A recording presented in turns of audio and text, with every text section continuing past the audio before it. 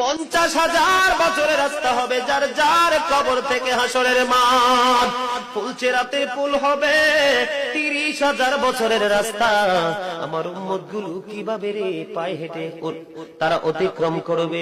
বন্ধু নবী এমনি এমনি কাঁদেনি রে, নবী জানিয়ে দিয়েছে কাল কিয়ামতের ময়দানে উম্মত গুলো খালি পায়ে থাকবে, মাটি তো তামা থাকবে। ও বন্ধু, তাদের শরীরে কোনো পোশাক থাকবে না, উলঙ্গ অবস্থায় থাকবে।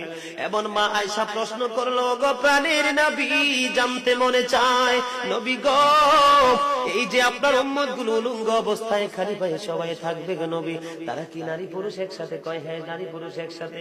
তারা কি কেউ কারো দিকে নজর দিবে না? এবার আমার নবী বলেছে, আয়েশা রে, কেমন করে নজর দেবে রে আয়েশা?